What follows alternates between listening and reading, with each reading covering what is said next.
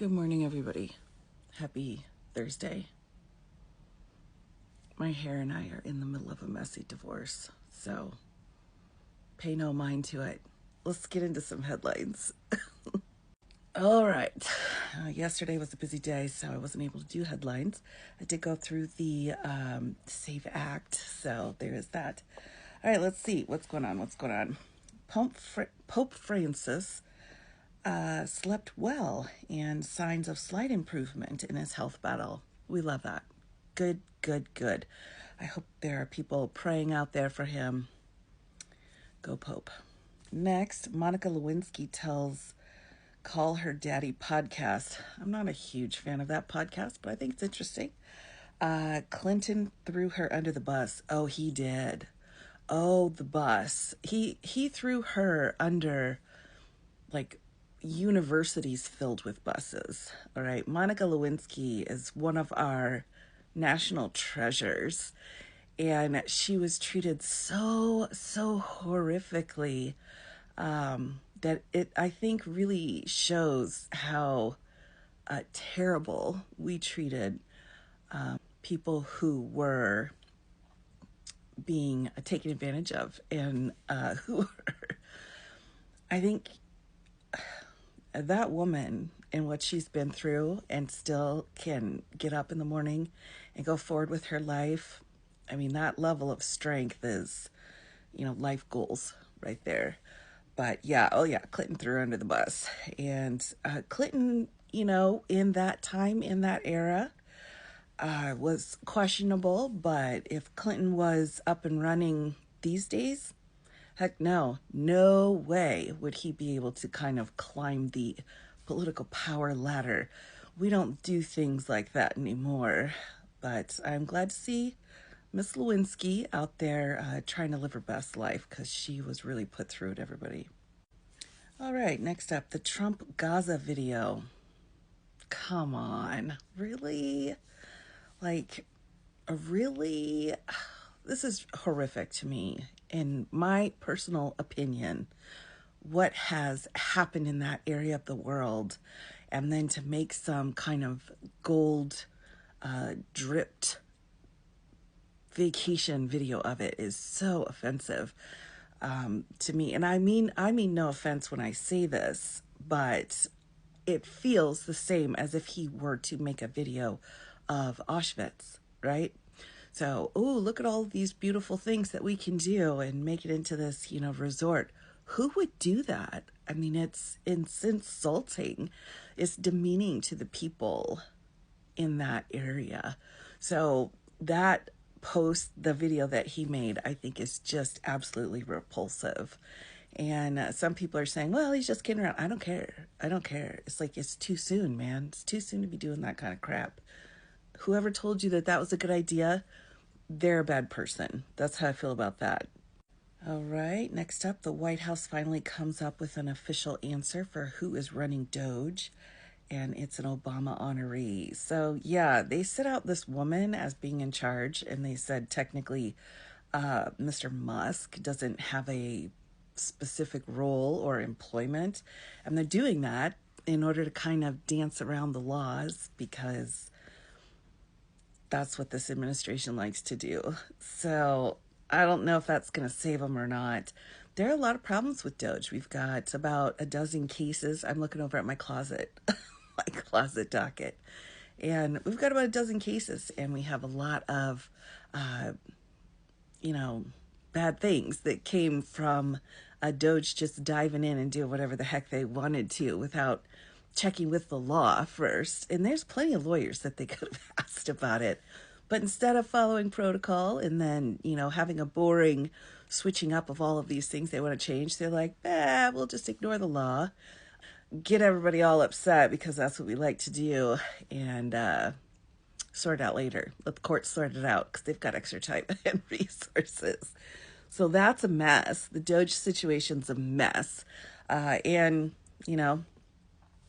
we'll have to eventually try to clean it up. But to me, the Doge mess is kind of a lower priority compared to other things, like having enough federal employees to protect nuclear weapons. You know what I'm saying? Like, you got to prioritize these days. All right, next up, the TSA pat down gone wrong. The airport incident no one will forget. Ooh, this sounds frightening. Now, lest we forget, TSA is supposed to be, according to P25, being replaced by some kind of private sector business. So they want to kind of outsource that. So we have a person, 38 years old, South Carolina, just another passenger trying to get home. Things took a turn when that person triggered an alarm requiring additional screening of his chest, groin, and backside, his keister. I'm not going to say certain words, all right, everybody? They began a routine pat down, right? He didn't just voice his displeasure, he declared it, calling the officer a freak 4 times. Ooh, they don't like that. They got to do their job, right?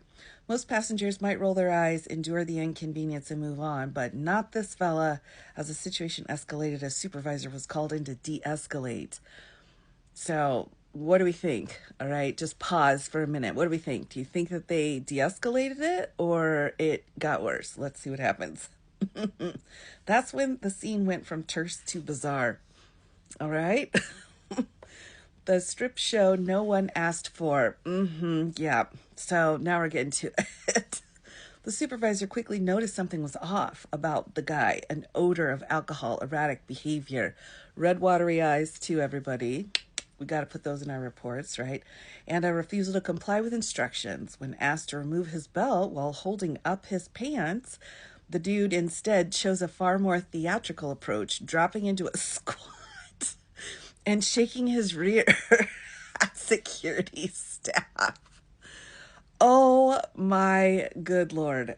All right. So, dude, you don't have a right to travel via airplanes. It's a privilege.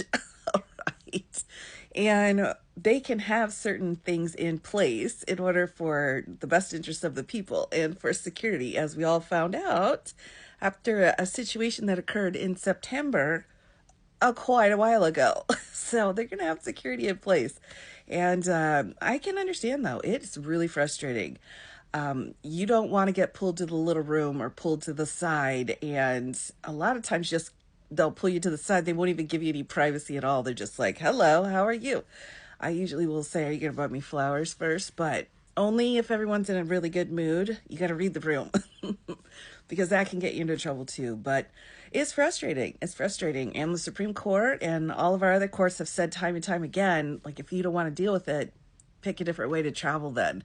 Because, the best interest of the public welfare and safety is more important. So I'm not sure I will be keeping my eye on that case, but it is certainly an interesting headline. Okay. Next, the CDC is investigating hospitalizations of over 5 people who recently received chikungunya vaccine. All right. Interesting. Next, a Texas-based company that made historic soft touchdown on the moon launches a high-stakes lunar trip. All right. Yeah, I think, good to keep exploring other options than Earth since, we're killing the planet. There's that.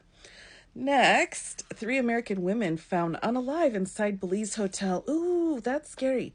Now, I've been to Belize. All right. I've been to Belize. It's beautiful. It's a bit more rugged than my personal choice for Caribbean holiday.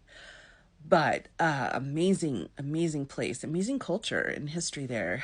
One thing, though, was I was uncomfortable eating any of the fruit and vegetables, as sometimes that can happen. So I know this isn't the same as being in a hotel room and being found unalive, like this headline, but for me, it was my own battle. I couldn't eat any fruit. I couldn't eat any vegetables. I was too worried about it. And I was with one of my closest, dearest friends. And by the end of the trip, I was really concerned that I might get scurvy. Now, she helped me out and she's like, you're not going to get scurvy, but that's a real fear. We don't understand what's going on in these other countries. Do your research before you travel. And my goodness, I hope they find out what happened with these women. There you go. Quick headlines for today, everyone.